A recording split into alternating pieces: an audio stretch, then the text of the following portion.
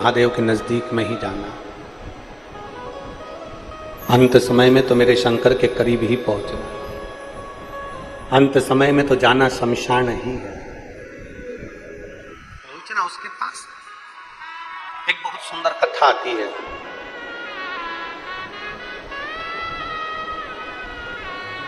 भक्तमाल में एक संत गोरा कुमार की कथा आती है। गोरा कुम्हार था।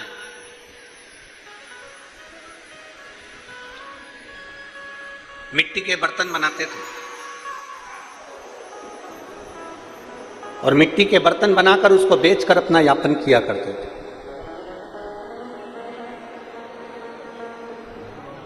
गोरा कुमार, जिनकी माता का नाम रुक्मणी था और पिता का नाम माधव जी था। गोरा कुमार तो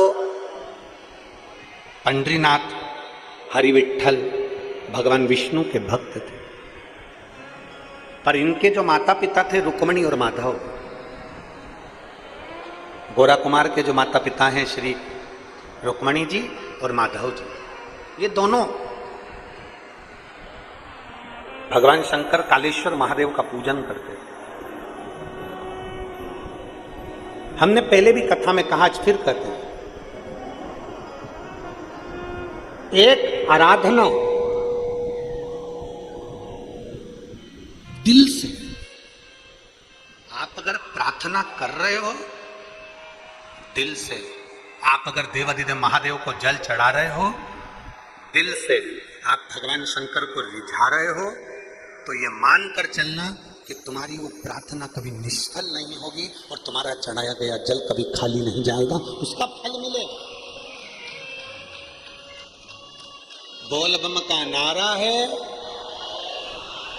सारी समस्या का हल।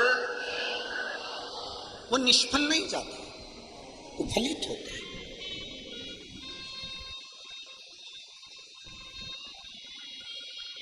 हरे शंभो शरणे पड़े मांग घड़ी रे,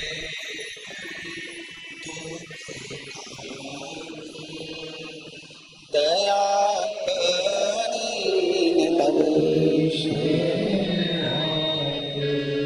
शंभो शरणे मांग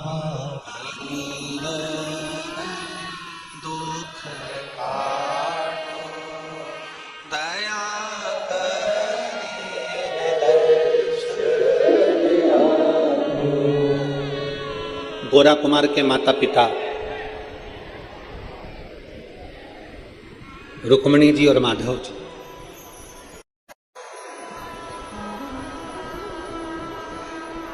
कालेश्वर महादेव का पूजन करते हैं।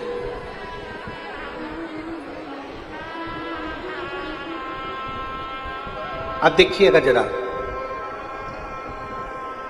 दोनों पति पत्नी के अलग अलग नियम है।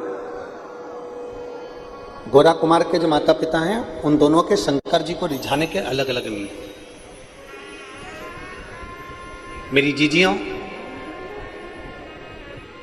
आप शिव जी के मंदिर में कैसी पूजन करती हो ना, करो।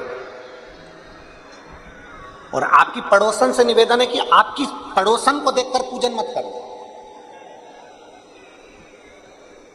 आपकी पड़ोसन को देखकर पूजन मत करो कि उसने कंकु चढ़ाया है तो मैं भी चढ़ाऊंगी, उसने चंदन चढ़ाया है तो मैं भी चढ़ाऊंगी, उसने चावल चढ़ाया है तो मैं भी चढ़ाऊंगी, उसने कमलगट्टे चढ़ाए हैं तो मैं भी चढ़ाऊंगी। अब तुम्हारे पास में अगर वो चीज नहीं है तो तुम जाकर अपने पति से कहोगे, पति चिड़चिड़ाएगा, मैं कहां से लाके दूं बाजार में, मैं नहीं जा रहा, धूप पड़ रही है, गर्मी पड़ रही, मेरे को नहीं लाना, और वो चिड़चिड़ करेगा। और मान लो चिड़चिड़ कर कर अगर वो कमलगट्टा ले भी आया, चिड़चिड़ करके वो काली मिर्च ले भी आया, चिड़चिड़ करके गुस्सा कर कर अगर उसने थोड़ा वो सामान तुम्हें लाकर भी दे दिया और वो सामान तुम शंकर जी को चढ़ाओगी, तो भगवान शंकर स्वीकार करेंगे क्या? जम के बोलो जरा, नहीं करेंगे। प्रेम से लेकर आता ना तो भगवान स्वीकार करेंगे। स्नेह बस लाता ना तो भगवान स्वीकार कर लेता, पर प्रेम से लाया ही नहीं ना। अब यहां माताएं बैठी हैं,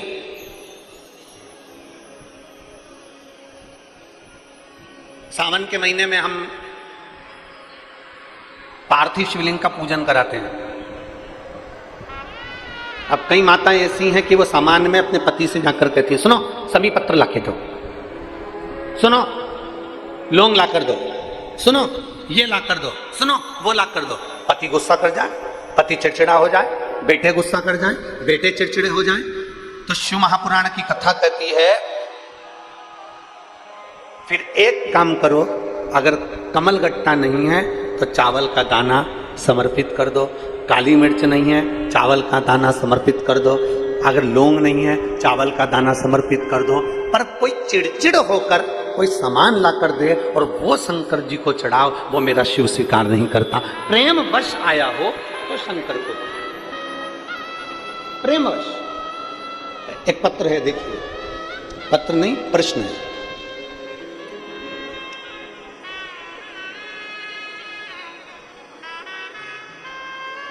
गुरुजी, क्या घर के मंदिर में शिवलिंग और शिव परिवार दोनों एक साथ रख सकते हैं? शंकर भगवान की मूर्ति नहीं, शंकर भगवान का शिवलिंग होना चाहिए। क्या होना चाहिए? शिवलिंग। और शिवलिंग है, और कई लोग कहते हैं गुरुजी अब हमारे पास में शिवलिंग है तो क्या नंदी भी रखना जरूरी है? तो शिव महापुराण की कथा कहती है घर के अंदर शिवलिंग अगर रखा हुआ है, घर के अंदर शिवलिंग अगर रखा हुआ है तो नंदी हो तो ठीक, नहीं हो तो आप और हम जब बाबा को रोज प्रणाम करते हैं तो हम भी नंदी से कम नहीं होते हैं, हम भी नंदी से। आप और हम बाबा को प्रणाम कर रहे हैं तो आप भी और हम भी शिव के उपासक हैं। अब कहा शिवलिंग रखें तो क्या साथ में पार्वती जी रखना जरूरी है, कार्तिकेय रखना जरूरी है, कि गणेश जी रखना जरूरी है? तो गणेश जी तो सबके घर में पहले से रहते हैं। बोलो सही है कि गलत है? जम के बोलो जरा। अब पार्वती जी की बात आई तो सब जितने भी बैठे हैं ना, सबके घर में कुल देवी तो होती ही है। माता जी का फोटो होगा, माता जी का चित्र होगा, कुछ ना कुछ माता का स्मरण होगा। और नहीं होगा तो जो शिवलिंग होता है, आपको पहले भी वर्णन किया, जैसे ये जलाधारी, ये शिवलिंग, ये पानी बह रहा है, या गणेश जी, कार्तिकेय, अशोक सुंदरी, पार्वती जी, शंकर जी, मतलब पूरा की पूरा परिवार देवादिदेव महादेव का शिवलिंग के रूप में विराजमान। अब अगला प्रश्न आता है, क्या घर के मंदिर में पीतल का शिवलिंग रखना उचित है कि नहीं? किसी धातु का शिवलिंग या किसी पदार्थ का शिवलिंग रखना उचित है कि नहीं है? देवादिदेव महादेव की पवित्र कथा कहती है। यदि आप अपने जीवन में एक बार लिंग शिव महापुराण अगर सुनेंगे या लिंग पुराण को आप पढ़ेंगे, बाजार में से लाकर गीता प्रेस की लिंग पुराण का अगर वर्णन करेंगे तो उसके अंदर या शिव महापुराण के अंदर वर्णन किया गया भगवान विष्णु, लक्ष्मी जी, इंद्रदेव, वरुण देव, गरुण देव, 33 कोटि देवी देवताओं ने सबने अपने अपने अनुकूल शिवलिंग का निर्माण किया। किसी ने पीतल का, किसी ने लकड़ी का, किसी ने पार्थिव का, किसी ने मोती का, किसी ने चांदी का, किसी ने तांबे का, किसी ने लोहे का, किसी ने माखन का, किसी ने दही का, किसी ने अन्य अन्य तरह के शिवलिंगों का निर्माण किया है। तो शिव पुराण कहती है तुम्हारे घर में अगर पीतल का शिवलिंग है तो भी रख सकते हो, धातु का शिवलिंग है तो भी रख सकते हो, मट्टी का शिवलिंग है तो भी रख सकते हो, चीनी का शिवलिंग है तो भी रख सकते हो, लकड़ी का शिवलिंग है तो भी रख सकते हो, पत्थर का शिवलिंग है तो भी रख सकते हो, पारद का शिवलिंग है तो भी रख सकते हो, स्फाटिक का शिवलिंग है तो भी रख सकते हो। तुम्हारे पास में जैसा शिवलिंग है वैसे तुम पूजन करो, मेरा महादेव उसमें भी प्रकट होकर भाव से स्वीकार करो। उसमें कोई भेद नहीं कि हमको ये शिवलिंग रखना है कि वो शिवलिंग रखना है, कि ये शिवलिंग स्वीकार करना है कि वो शिवलिंग स्वीकार करना, उसमें कोई भेद नहीं, उसमें कोई भेद नहीं। जो शिवलिंग आपके पास में आप उसका पूजन करें, जो शिवलिंग आपके करीब में आप उसकी आराधना करें,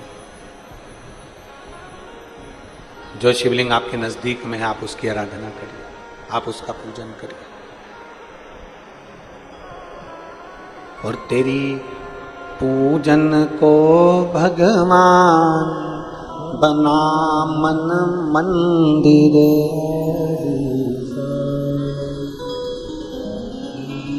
मकान बनाने के लिए प्लाट की जरूरत पड़ती है। रिटर्न नहीं आ रहा है। मकान बनाने के लिए जम के बोलो जरा, प्लाट की जरूरत पड़ती है। और भगवान को अपने घर में बुलाने के लिए केवल निर्मल मन की जरूरत पड़ती है, अच्छे दिल की जरूरत पड़ती है। मेरा वो घरदानी प्राप्त हो जाए। निर्मल मन सो मोहि पावा, मोहि छल छिद्र कपट ना भावा। निर्मल मन चाहिए।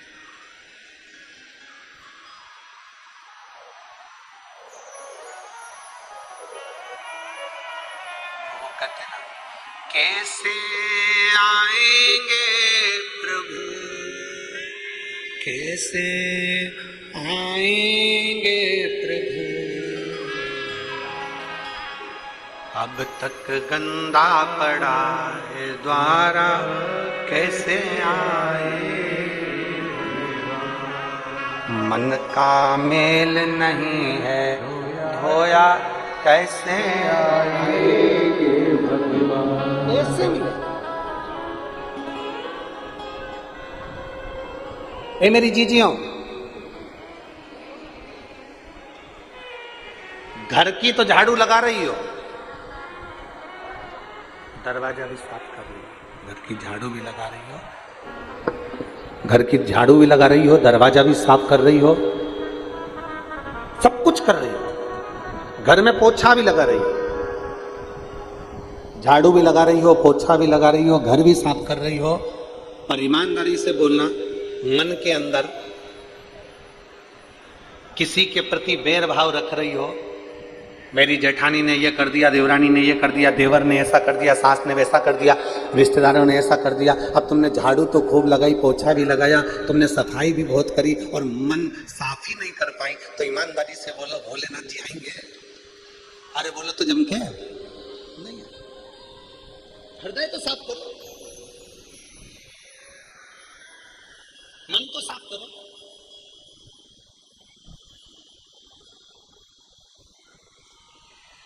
गोरा कुमार की माँ माता जी और गोरा कुमार के पिताजी, दोनों की आराधना करने का तरीका अलग अलग है, दोनों का। तुम जैसे रिझाना चाहो वैसे रिझाओ भगवान। एक पत्र है, देखिए,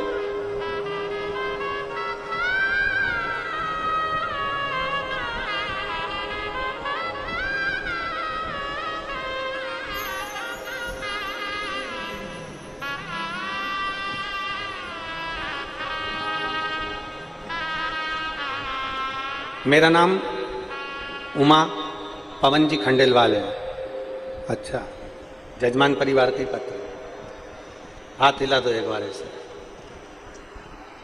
मेरा नाम उमा पवन जी खंडेलवाल है। हम शिव महापुराण के बाबा की कृपा से जजमान भी बने हैं। 5 सालों से मेरी जीभ पर एक छाला था, जिसकी वजह से मुझे भोजन करने में तकलीफ होती थी। छाले को 5 साल हो गए थे। मैंने ये बात अपने घर के किसी भी व्यक्ति को नहीं बताई। पिछले 6 महीने से यह तकलीफ और ज्यादा आसानी हो गई, भोजन करने में दिक्कत आने लगी। तब मैंने अपनी छोटी बेटी से कहा, तो उसने कहा कि हॉस्पिटल में जांच कराते हैं, और हॉस्पिटल में जांच कराने का बोला।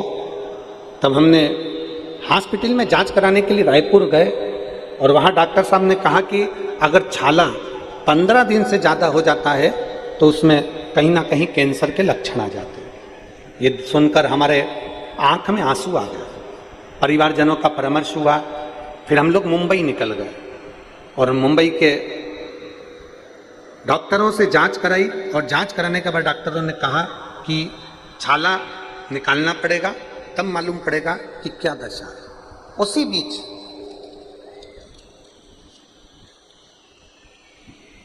हम विश्वास रखकर सीधे सीहोर चले गए और सीहोर से रुद्राक्ष लेकर आ गए। उस रुद्राक्ष का पानी में गलाते उसका पानी हम पीना चालू कर दिया और बाबा से बोल दिया, बाबा कोई ऐसी बीमारी मत आ जन देना जिससे हमारे जीवन को परेशानी हो। बाबा को प्रणाम कर कर हम ऑपरेशन के लिए उस छाले को निकलवाने के लिए चले गए और कुंदकेश्वर महादेव का नाम लेकर जल पीकर हम जब गए और छाला जब निकाला गया, निकालने के बाद उसकी जांच हुई, बाबा ने ऐसी कृपा करी कि कैंसर का कोई लक्षण नहीं आया। मेरे बाबा ने मुझे बचाया। आइए एक बेलपत्र ले जाओ। शिव तत्व की प्राप्ति। गुरुजी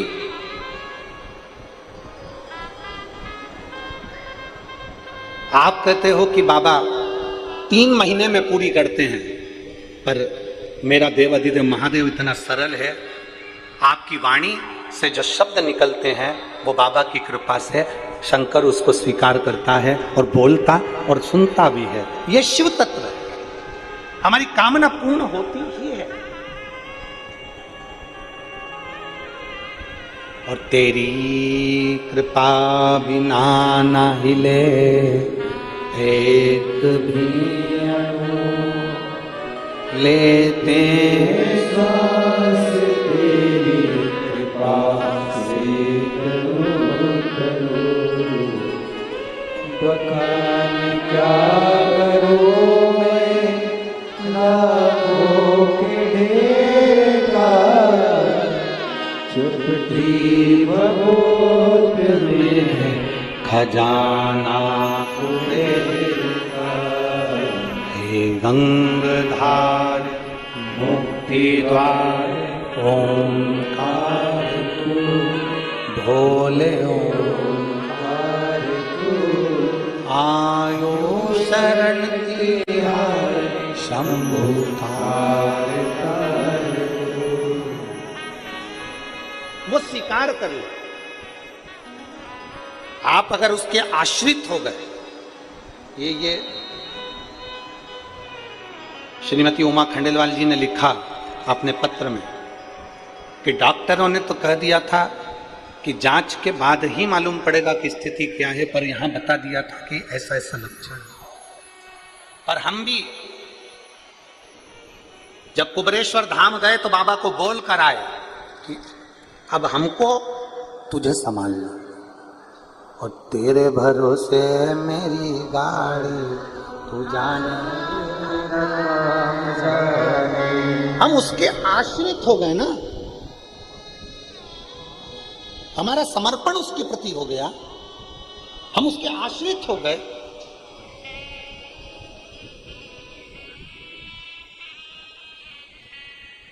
और जब हम मेरे देवाधिदेव महादेव के आश्रित हो जाते हैं, उसके समर्पित हो जाते हैं, फिर वो संभाल लेता है। फिर वो संभाल, हमें नहीं संभालना, फिर उसको संभालना। एक पत्र और देखिए।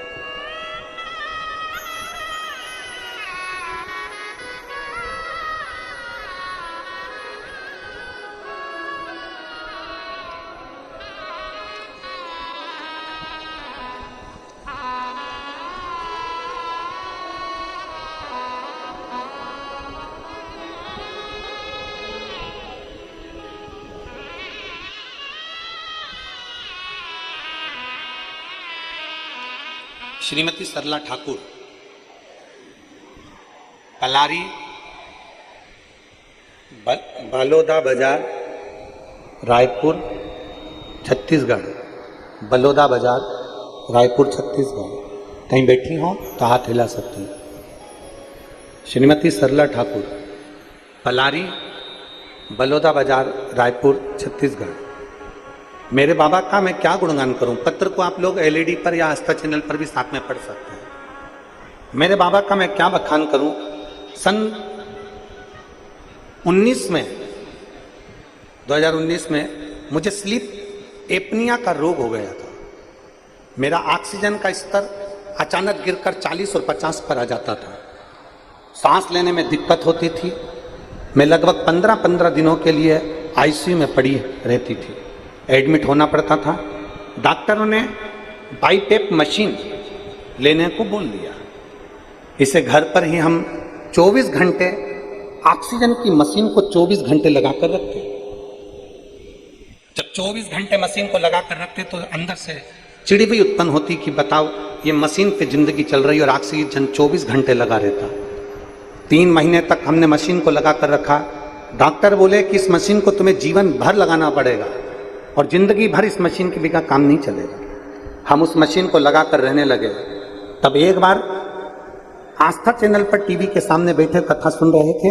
चैनल बदलते बदलते आपकी कथा आने लगी और शिव महापुराण की कथा सुनी। कथा सुनकर शिव जी पर बेलपत्र और शंकर जी पे चढ़े हुए जल का महत्व आपने बताया और हमने अपने परिवार वालों से कहकर बेलपत्र और जल मंगाकर बेलपत्र खाना और पानी पीना कुंदकेश्वर महादेव के नाम से चालू करा। आज बाबा की कृपा से मेरा ऑक्सीजन लेवल बढ़ गया और मेरी मशीन निकले हुए समय हो गया। अब मैं मशीन नहीं लगाती, अमलेश्वर की कथा में बैठी हूं। आई है, हाथ हिलाओ, कहां बैठी हैं? दिख गई, दिख गई। आ जाओ, एक बेलपत्र ले जाना, आ जाओ, आ जाओ मां, एक बेलपत्र ले जाना, आ जाओ। अब मैं बिना मशीन के कथा भी सुन रही हूं और बिना मशीन के अपने घर पर रह रहे। ये शिव तत्व,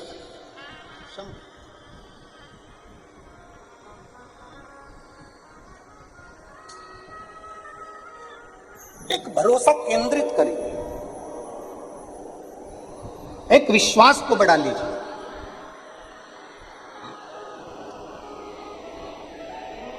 संत गोरा कुमार जी की मां माताजी रुक्मणी, संत गोरा कुमार जी के पिता श्री माधव जी, दोनों की शिव भक्ति अलग अलग।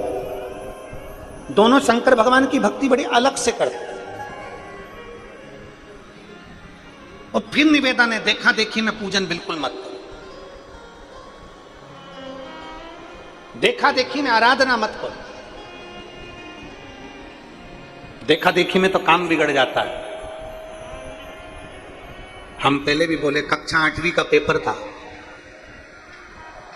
एक के पीछे एक बच्चे बैठे थे और लिखने को आ गया एग्जाम में, परीक्षा में, दिल्ली की सबसे बड़ी मीनार का नाम लिखो। आगे वाले बच्चे ने लिख दिया दिल्ली में कुतुब मीनार है। पीछे वाले बच्चे ने आगे वाले बच्चे का देखकर लिख दिया दिल्ली में कुतिया बीमार है। देखा देखी में काम बिगड़ गया। हम जैसी आराधना करते हैं ना वैसी करो। आपके दिल को जो अच्छा लगे ना वैसे शंकर जी का आराधना करो। आपको अच्छा लगना चाहिए, आपके मन को अच्छा लगना चाहिए, वैसे आप शिव की पूजन करो। जैसा तुम्हारा मन करे, जैसे तुम्हारा दिल कर जाए वैसे तुम शिव की आराधना करो। अब आज के जमाने में क्या हो गया कि रोज की रोज तुम अपनी पूजन के तरीके को रोज बदल देते हो, रोज बदल देते हो।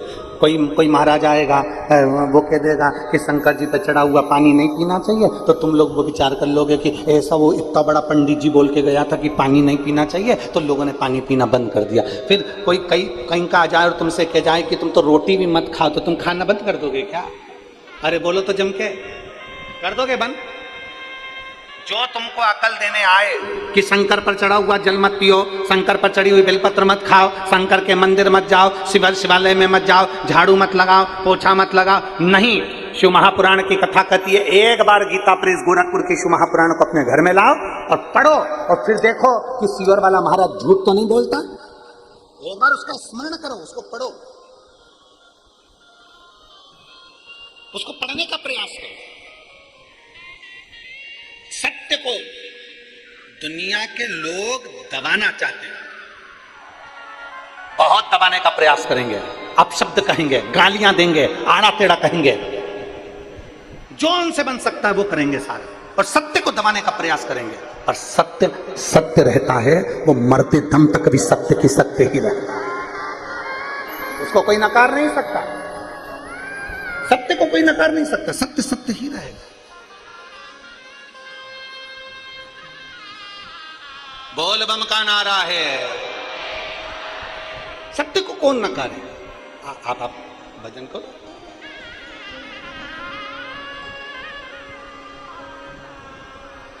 गोरा कुमार जी की माता रुक्मणी जी का पूजन करने का तरीका अलग है। और कहाँ से लाऊं गंगा, कहाँ से लाऊं यमुना, कहाँ से लाऊं सरयू अपार पड़ी रे, और भोले तेरी सेवा हमसे ना बनी, ओ भोले तेरी सेवा हमसे ना बनी। कहाँ से लाऊं लड्डू, कहाँ से लाऊं, कहाँ से लाऊं बर्फी वो शक्कर चढ़ी रे, ओ भोले तेरी सेवा हमसे ना बनी। कहाँ से, कहाँ से लाऊं चंदा, कहाँ से लाऊं सूरज, कहाँ से लाऊं तारे आकाश जड़े रे, ओ भोले तेरी सेवा हमसे ना बनी। देखो सांसारिक भाषा में और परमात्मा के भजन में यही अंतर है। हाँ, अपन भजन में कह रहा है कि कहाँ से लाऊं सूरज, कहाँ से लाऊं तारे, कहाँ से लाऊं चंदा, और एक लड़का लड़की के सामने जब बैठता है ना, दोनों की जब आपस में बात होती है तो वो कह देता तेरे लिए चांद तोड़ के लिया।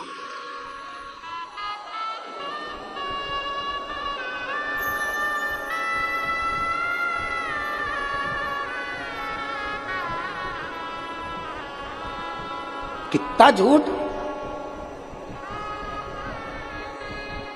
एक लड़का लड़की से कह देता तू बोल, अभी के भी तेरे लिए तारे तोड़ के ला दूं, तारे।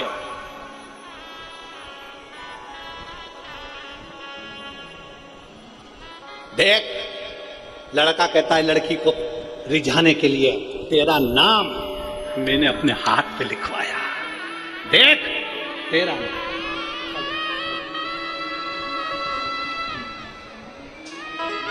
रिझाने वाली बात है।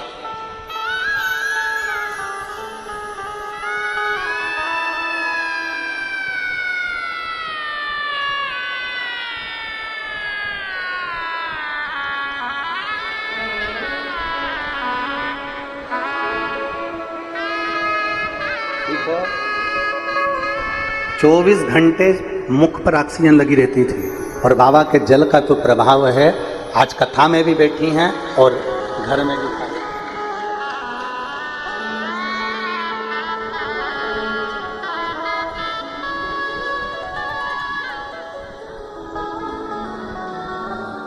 एक विचार करिए, लड़का लड़की से कह रहा मैंने तेरा हाथ पे नाम लिखा लिया, इतना प्रेम करता हूं। लड़की भी मूर्ख है जो हाथ पे नाम लिखाया और राजी हो गई। लड़की को कहना था पहले प्रॉपर्टी पे नाम लिखा के बता, एक बंगला, एक गाड़ी, 1 एकड़ जमीन, 1 बीघा जमीन, फिर मानू कि तुम उससे प्रेम करता। भटकता फिरेगा, मोटरसाइकिल में डलवाने के लिए 100 रुपए भी नहीं है, प्रॉपर्टी का खाक लिखेगा। विचार करिए जरा। एक शिव का भक्त कह रहा है कहां से लाऊं चंदा, बोलो बोलो, कहां से लाऊं सूरज, कहां से लाऊं तारे आकाश जड़े रे, और भोले तेरी सेवा हमसे ना बनी, ओ भोले तेरी सेवा हमसे ना बनी। ना हम चांद ला सकते हैं, ना हम सूरज ला सकते हैं, ना हम तारे ला सकते हैं। हमारे पास कुछ भी नहीं है भोलेनाथ। ना मेरे पास में गाड़ी है, ना बंगला, ना जमीन, ना जायदाद। भोलेनाथ केवल आपने जो जन्म दिया है पृथ्वी पर, ये शरीर, ये वाणी, ये नयन, ये श्रवण, ये चरण, ये हस्त, ये जिह्वा आपको समर्पित है। और बाबा मेरे पास देने के लिए कुछ भी नहीं है, पर इतना विश्वास जरूर है कि मेरा बाबा मेरे दिल में रहता है, तो ये दिल हल्का बिल्कुल का नहीं, करोड़ों की प्रॉपर्टी है, करोड़ों की। तेरी याद से शुरू होती है मेरी सुबह, तेरी याद से शुरू होती है मेरी सुबह, तो कैसे कह दूं कि दिन खराब है, जब सर पर तेरा हाथ है तो कैसे कह दूं कि मेरी किस्मत खराब है, कैसे कहूं?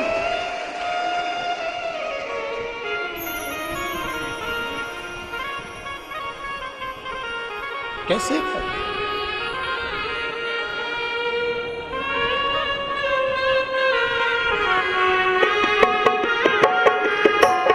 ओ डमरू वाले आजा, तेरी यादें सताए,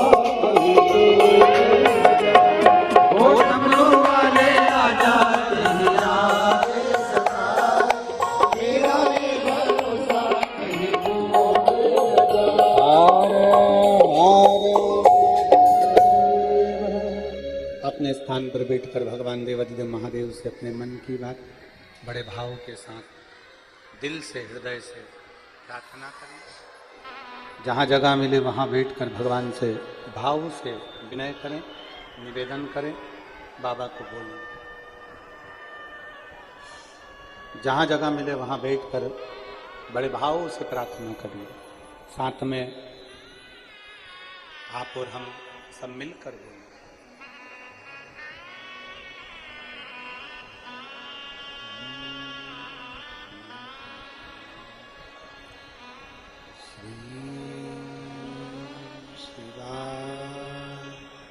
नमस्ते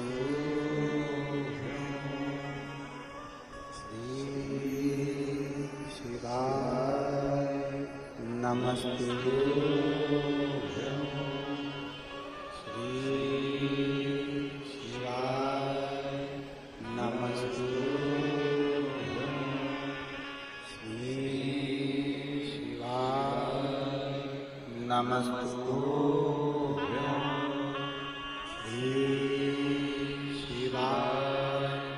नमस्ते भोला सब दुख काटो मारा, ओ भोला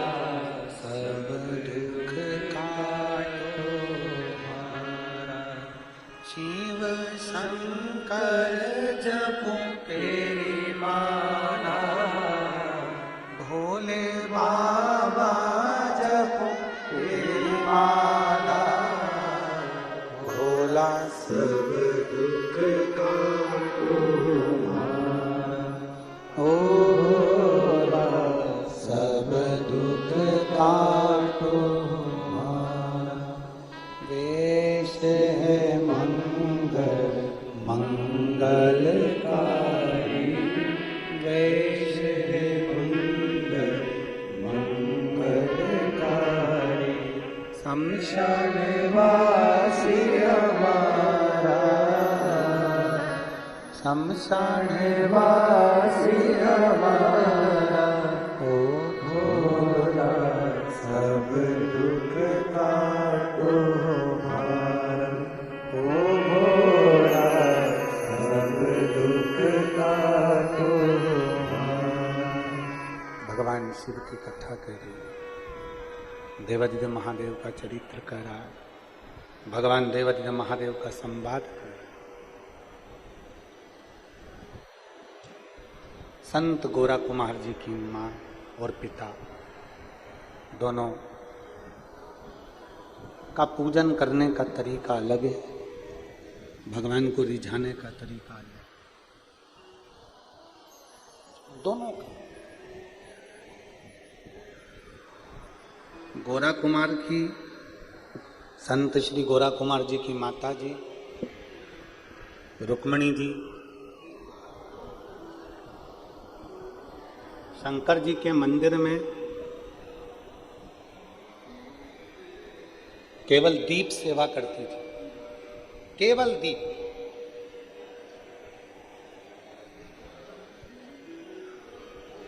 हमने एक बार कथा में कहा था, आप लोगों के स्मरण में है कि नहीं पता नहीं, पर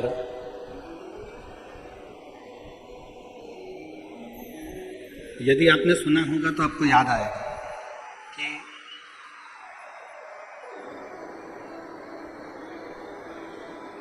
मंदिर में,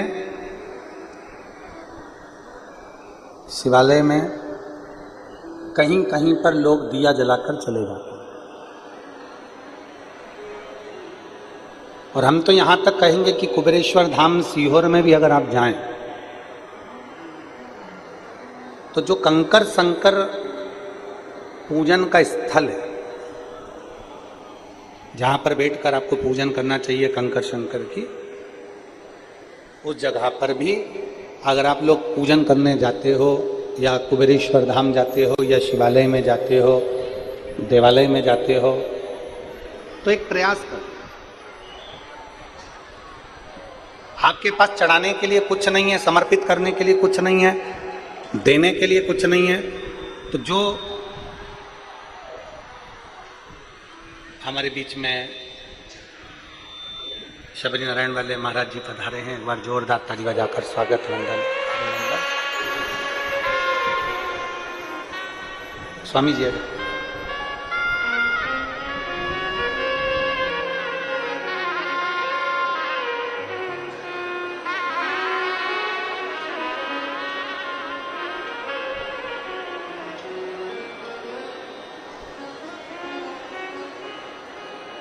यदि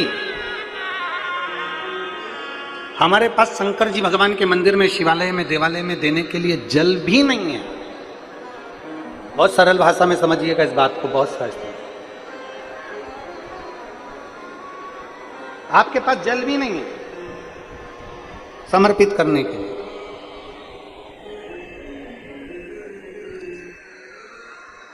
तो एक काम करिए, वहां पर जो दिए ठंडे हो गए, जिनमें ज्योति नहीं है, जिसकी ज्योति विसर्जन हो गई है, केवल दीप,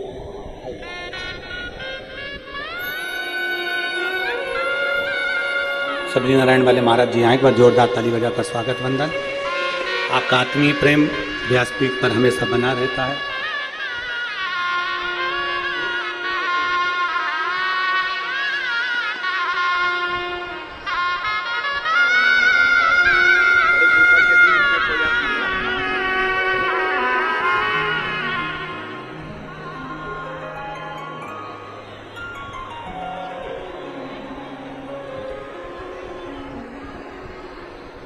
मान लो जल भी नहीं है अपने पास में, मान लो कोई सामग्री अपने पास में शिव जी को समर्पित करने की नहीं, मान तो जो दीप शिव भक्त लगाकर चले गए हों, जो दीप भगवान शंकर को लगाकर भक्त लोग चले जाते हैं और वो ठंडे हो जाते हैं, उनका विसर्जन हो जाता है, उसमें ज्योति नहीं रहती है, तो वो दीप अगर हम उठाकर एक जगह पर एकत्रित कर कर भी रख देते हैं, एक जगह पर इकट्ठे कर कर हमने रख दिया, तो कभी आप मौका लगिए, कभी जिंदगी में मौका लगे तो ये प्रयास कर कर देखना। जगह जगह पर लोग दिए जलाकर चले जाते हैं, दीपक को एक जगह एकत्रित कर कर अगर आप जाएंगे तो आप उसका अनुभव करेंगे कि आप ये अनुभव करेंगे कि आपके मस्तक पर जो पितृ दोष होता है, आपके मस्तक पर जो पितरों का दोष माना जाता है, लोग कहते थे पितृ दोष हो गया, पितृ दोष हो गया, पितृ दोष हो गया, 1 रुपए कमा रहे हो, 1.25 रुपए खर्च हो रहे हैं, हाथ में पैसा नहीं दिख रहा, मानसिक टेंशन बना हुआ है।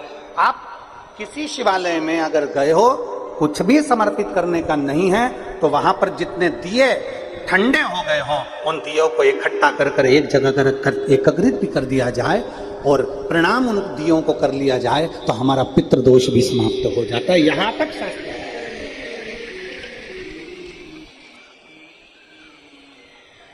कहां से लाऊं गंगा, कहां से नहीं है हमारे पास कुछ भी।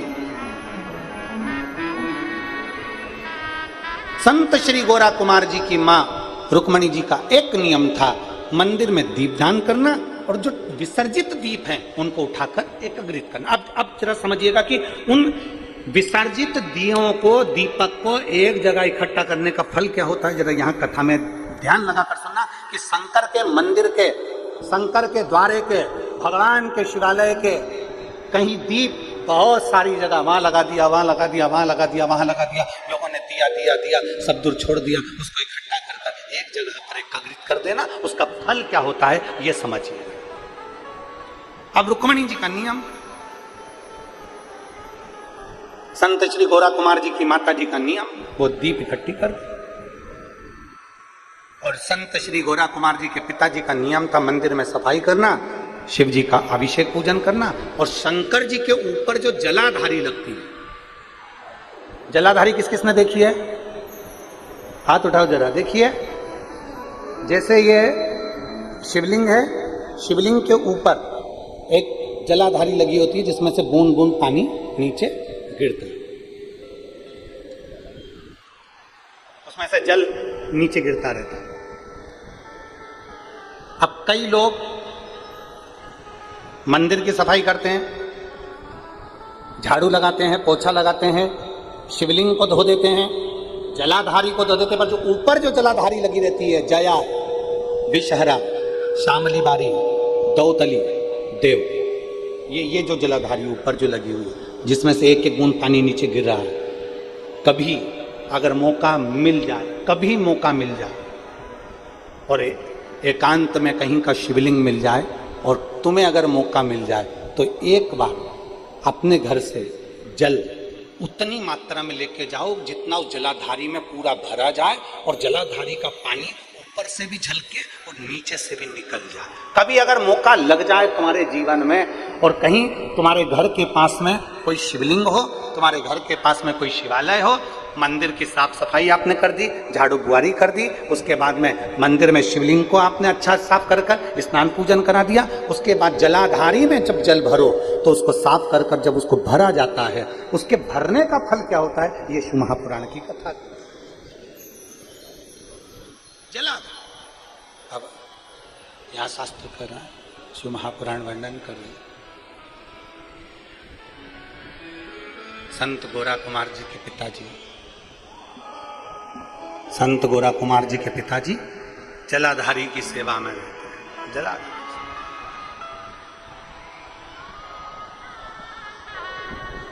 गोरा कुमार जी की माता के गर्भ से 8 बच्चों ने जन्म लिया। एक बच्चे ने जन्म लिया, वो मर गया, दूसरे बच्चे ने जन्म लिया, वो मर गया, तीसरे बच्चे ने जन्म लिया, वो मर गया। ऐसे 8 बच्चे माता रुक्मणी जी और माधव जी के चले, 8 बच्चे। अब जब 8 बच्चे मर गए, रुक्मणी जी आज अपने पति के कंधे पर सिर रखकर रो रही हैं, खूब बिलक बिलक कर रो रही हैं। बहुत। श्री माधव जी ने कहा, रुक्मणी क्यों रो रही? रुक्मणी जी कहती हैं, मेरे 8 बच्चे चले गए।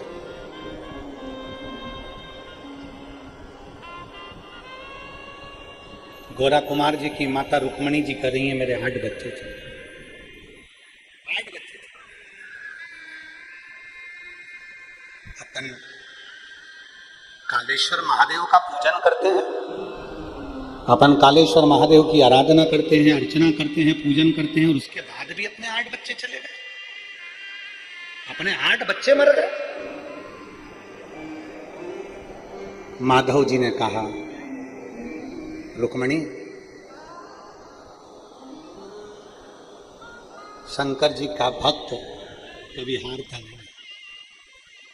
बोल बम का नारा है, बाबा एक सहारा। शिव का भक्त कभी हारता नहीं है रुक्मणी, और तुम हार रही हो। 8 बच्चे मर गए ना, उसको पसंद नहीं होंगे, ले लिए होंगे। हमारे पूर्व के कर्म के कारण हमको भोगना पड़ता है, हमारे पूर्व के कर्म के कारण हम भोग रहे हैं। क्यों रोती है? रोती रोती रुक्मणी भगवान शंकर के मंदिर में, कालेश्वर महादेव के मंदिर में पहुंच गई। कालेश्वर महादेव के मंदिर में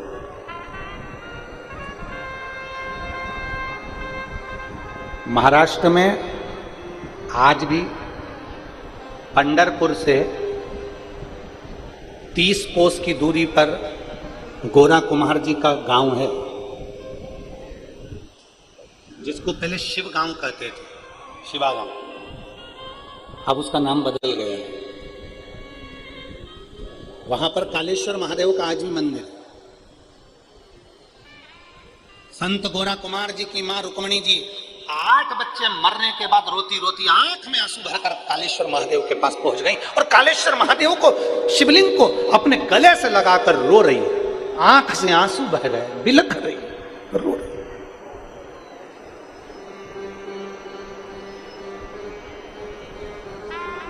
नैनों से जल बह रहा है, रो रही।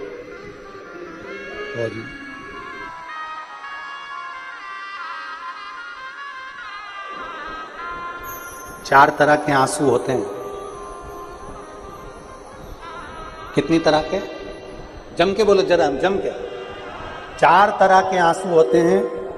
पहले नंबर पर विडंबना का आंसू। विडंबना का आंसू कैसा होता है? 4 लड़के गंगा जी नहाने गए, खूब मस्ती में नहाए, लौट के आए। अब उन्होंने विचार कर रहे, जरा गिनती लगा लो, 4 ही आ गए कि नहीं आए। गिनती लगाई, 1 2 3। रोने लगा, अरे एक तो रहेगी है गंगा में। दूसरे ने पूछा क्या हुआ? गिनती में 3 ही आ रहा है। उसने कहा मैं गिनता हूं, 1 2 3। वो भी रोने लगा, अरे बेचारा एक तो गंगा जी में रह गया।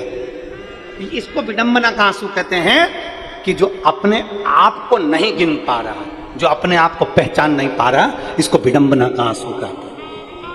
एक आंसू होता है विडंबना का, दूसरा आंसू होता है वेदना का। वेदना का आंसू किसको कहते हैं? हमने किसी से बहुत आस लगाई, बहुत आस लगाकर बैठे थे और उसी ने धोखा दे दिया, इसको वेदना का आंसू कहते हैं।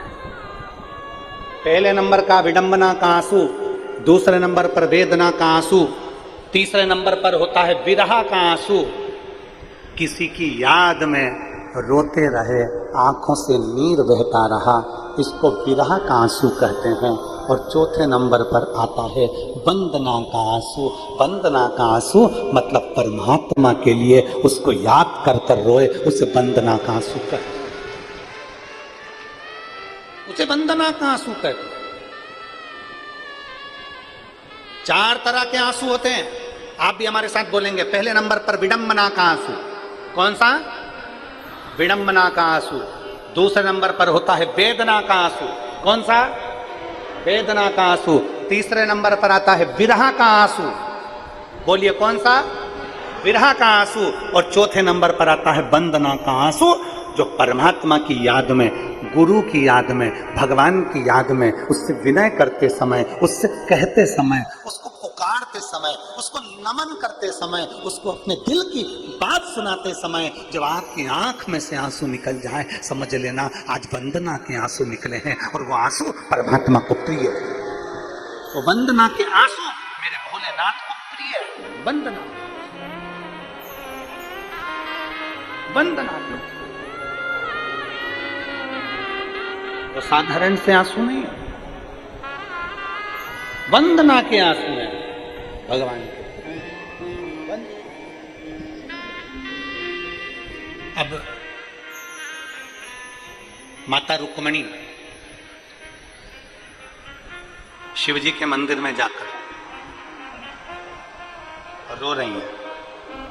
वो कौन सा आंसू है? 4 आंसू में से वो कौन सा आंसू है? बोलो जम के बोलो जरा, कौन सा आंसू है? वंदना का आंसू। गले लग गई, शिवलिंग को अपने हृदय से लगानी है, हृदय से, हृदय से।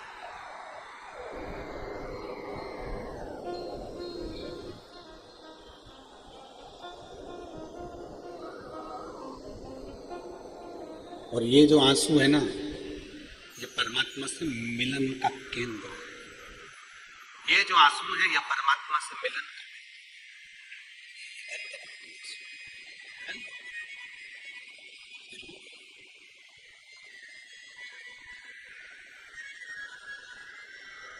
जैसे रुक्मणी जी, जैसे द्रौपदी जी रोई थी ना, ओम मेरी सुमन भींगे साड़ी, आ जाओ कृष्ण मुरारी, मेरी सुमन भींगे साड़ी, आ जाओ कृष्ण मुरारी। क्या भूल गए गिरधारी, जब उंगली कटी तुम्हारी, क्या भूल गए गिरधारी, जब उंगली कटी तुम्हारी, मेरी असुवन भींगे साड़ी, आ जाओ कृष्ण मुरारी, मेरी असुवन भींगे साड़ी। नैनों से नीर बह रहा है, अश्रु बह रहा है। विडंबना, वेदना, विरह और वंदना, 4 आंसुओं में से आज जो आंसू बह रहा है, गोरा कुमार जी की माता के आंख से आज जो आंसू बह रहा है, वो वंदना का आंसू, वो निवेदन का आंसू, भगवान को पुकारने का आंसू। कई बार माताएं आती हैं ना, और माताएं आती हैं तो उनकी आंख में आंसू भर आते हैं। हम उनको देखते हैं तो लगता है कि केवल व्यासपीठ तक पहुंची, केवल व्यासपीठ तक पहुंची तो इनकी आंख में आंसू आ गए वंदना के। जिस दिन मेरे भोलेनाथ के करीब पहुंच जाएंगे, उस दिन आंख में से झरझर नीर बहेगा, झरझर। क्योंकि वंदना का जो अश्रु होता है वो होता ही ऐसा, वंदना का अश्रु ऐसा ही होता है। रो पड़ी रुक्मणी, और रुक्मणी जी रोई और आंख में से आंसू। उनके पति आ गए माधव। माधव जी ने कहा, रुक्मणी तुम रो रही हो शंकर जी से गले लगकर? तुम्हें क्या कालेश्वर पर भरोसा नहीं है? तुम्हें महाकालेश्वर पर भरोसा नहीं है? क्या कालेश्वर महादेव पर भरोसा नहीं है? रुक्मणी जी ने कहा, संत श्री गोरा कुमार की माता जी कहती हैं, मेरे 8 बच्चे मर गए, अब मैं कब तक धीर बांधूं? इतनी देर में तो तुरंत उस शिवलिंग में से मेरा देव अधिदेव महादेव प्रकट हो गया। उस शिवलिंग में से मेरा महादेव प्रकट हो गया। प्रकट होकर कहते हैं, रुक्मणी तू रो रही है? माधव तेरी आंख में आंसू है, जा जिस जगह पर तेरे 8 बच्चे जमीन में दफनाए गए, ये नियम है, जो छोटा सा बच्चा होता है वो मर जाता है तो उसका अंतिम संस्कार नहीं होता, उसको क्या करते हैं, जमीन में गाड़ देते। जिस जमीन में, ध्यान देना, आप लोगों को मालूम है कि नहीं मालूम है, इधर छत्तीसगढ़ में ऐसा है कि नहीं, बोलो तो जम के है। बड़ा व्यक्ति हो तो उसको आग लगाकर उसको अंतिम संस्कार किया जाए, छोटा सा बच्चा अगर मर जाए तो उसको जमीन में गाड़ा जाता है।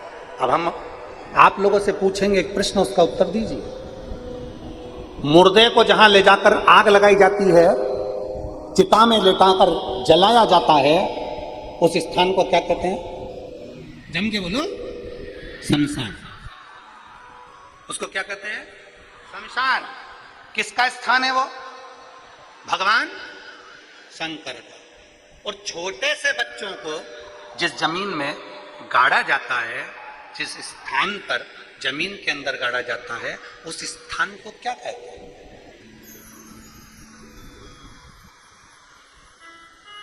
अरे बोलो ना जल्दी से, क्या कहते हैं उसको, उसको शमशान कहेंगे क्या, उस भूमि को क्या कहते हैं, जहां मुर्दे को आग लगाई जाती है, जहां चिता पर लिटाकर उसको जलाया जाता है, उसको शमशान कहा जाता है, वो शंकर का धाम होता है। जहां छोटा बच्चा दफनाया जाता है, जहां छोटे बच्चे को गाड़ा जाता है, अगर वो मर गया, छोटे बच्चे को जहां दफनाया जाता है, उस स्थान को गौरी कहते हैं। क्या कहते हैं, गौरी। उस स्थान का नाम होता है गौरी। मतलब ये मेरी माता पार्वती जी की गोद है, जिसमें बच्चे गोद में सो रहे हैं, उसको गौरी कहा जाता है।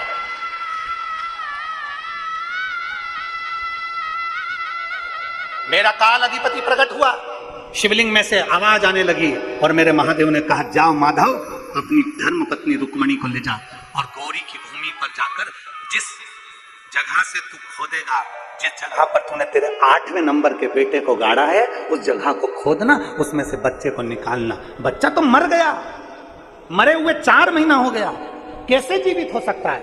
माधव की आंख में आंसू, भोलेनाथ वो तो मर चुका है। शंकर भगवान कहते हैं, तू उस बच्चे को निकाल तो जाकर। 4 महीने पहला मरा हुआ बच्चा जब जमीन में से खोदा गया, मिट्टी को हटाया गया, मिट्टी को हटाकर बच्चे को जब निकाला गया, निकालते से ही शंकर पार्वती जी सम्मुख में आए और पार्वती ने कहा, ये मेरी गोद है, इसलिए इसको गौरी कहा जाता है, मैंने इस बालक को प्राण दे दिए है।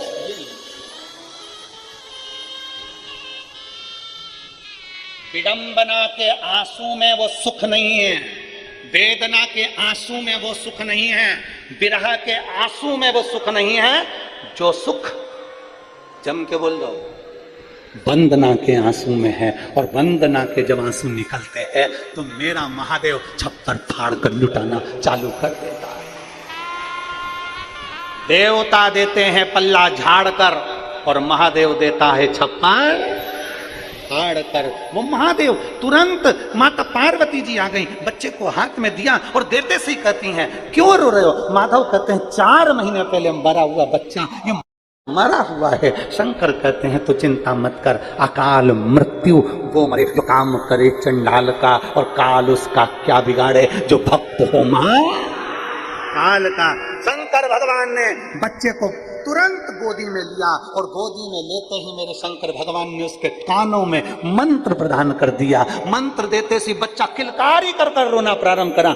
जो रोया, रुक्मणी जी ने गोदी में ले लिया, मेरा बेटा जिंदा हो गया, मेरा बेटा जिंदा हो गया। अब बेटा जिंदा हो गया, गौरी की भूमि से उत्पन्न हुआ, इसलिए इसका नाम गोरा कुम्हार होगा। कुम्हार का लड़का है तो गोरा कुम्हार कहलाएगा। ये साधारण बालक नहीं है, भगवान की अविरल भक्ति में डूबने वाला, भगवान का भजन करने वाला, ये वो गोरा कुम्हार हुआ जिसकी विवाह हो गया था और भगवान नारायण की भक्ति में ऐसा डूब गया था कि अपना बच्चा भी मिट्टी में सन गया, मर गया, रोता रहा, बिलखता रहा। और भगवान के दरवाजे पर पहुंचने से पहले जिसने अपने हाथ तक काट कर दे दिए थे, और भगवान नारायण ने इस गोरा कुमार को फिर वापस हाथ दिए और इसका बच्चा जीवित करा था, ये वो गोरा कुमार हुआ। शंकर की आराधना से, शिव की उपासना से, शंकर की भक्ति से, शंकर की आराधना से व्यक्ति को लगता है कि हमको कुछ मिलेगा कि नहीं मिलेगा, पर शंकर को चढ़ाया गया एक लोटा जल हमारा बदलता है तन, तो निश्चित है हमें प्राप्त कुछ ना कुछ जरूर हो, निश्चित। और मैंने तेरे ही बाबा तेरे ही हवा बिच उड़ती जवानी बाबा को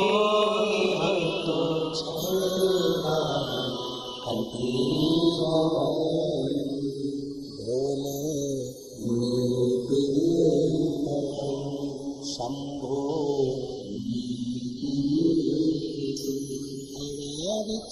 उड़ती बाबा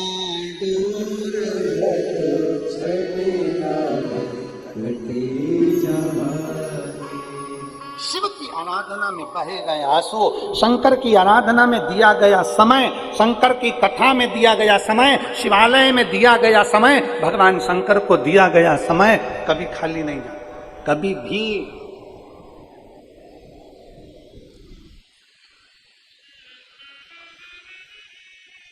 आप अच्छा करते रहो, दुनिया के लोग अपशब्द कहते रहेंगे। आपका काम है जगाने का, जगाते रहो। दुनिया के लोग अपशब्द कहते रहेंगे, ताना देते रहेंगे, गाली देते रहेंगे, हाड़ा टेढ़ा बोलते रहेंगे। आप अपना फर्ज अदा करो, आप अपना कर्म करते रहो। एक व्यक्ति ने मुर्गे से पूछा, अच्छा कई लोग हमसे कहते हैं गुरुजी मुर्गा भी बोलता है, हमने कहा एक व्यक्ति ने मुर्गे से पूछा, दुनिया के लोग तुझे जीने क्यों नहीं देते? व्यक्ति मुर्गे से कह रहा है दुनिया के लोग तुझे जीने क्यों नहीं देते? बड़ा हुआ और काट देते हैं। दुनिया के लोग तुझे जीने क्यों नहीं देते? तुझे काट देते हैं। दुनिया के लोग तुझे जीने क्यों नहीं देते? काट कर खा जाते हैं। व्यक्ति ने मुर्गे से पूछा तो मुर्गे ने जवाब दिया, भैया केवल एक कारण है, लोग मुझे इसलिए काट देते हैं क्योंकि मैं सुबह से लोगों को जगाने का काम करता हूं, और दुनिया में जो जगाने का काम करेगा दुनिया उसको काटने का काम करेगा। मुर्गा कहता है कि मेरा एक काम है जगाने का, मैं सुबह से लोगों को जगाने का काम करता हूं, इसलिए लोग मुझे काट देते हैं। और ये दुनिया के लोग है ही ऐसे, जो सत्य बोलेगा, आगे बढ़ेगा, जो तुम्हें जगाने का काम करेगा, जो तुम्हें जनमानस में कुछ परमात्मा की भक्ति प्रदान करने का कार्य करेगा, जो जनमानस में तुम्हें जगाने का काम करेगा, दुनिया के लोग उसको काटने का काम करते हैं। कैसे भी इसको नीचे गिराओ, कैसे भी इसको टूल करो, कैसे भी इसका पांव पकड़ के गिराओ, कैसे भी इसको नीचे लाना, गाली देंगे, अपशब्द कहेंगे, ताने देंगे, आड़ा टेढ़ा बोलेंगे। जितनी उनकी कैपेसिटी होगी, जितना उनके अंदर मल भरा होगा, जितनी उनके अंदर गंदगी भरी होगी, वो सारा निकाल देंगे। भले वो कुछ भी करें पर वो अपने भीतर की सारी गंदगी निकाल देंगे। शिव महापुराण की कथा कहती है, पर मुर्गे का काम है जगाना, भले मर गया पर जगाना बंद नहीं करा। उसी तरह आपका काम है आगे बढ़ना और जनमानस को जगाना, पीछे मत हटना, अग्रणी में चलना है। क्या किसको रोइए, चादर तान के सोइए, आग लगे बस्ती में अपन रो मस्ती, बोल बम का नारा है सारी समस्या का हल। कोई जल्दी बनता है, कोई लेट बनता है, शिव को जल चढ़ाने वाला एक दिन सेठ जरूर बनता निश्चित। एक विश्वास जागृत, एक पत्र है देखिए,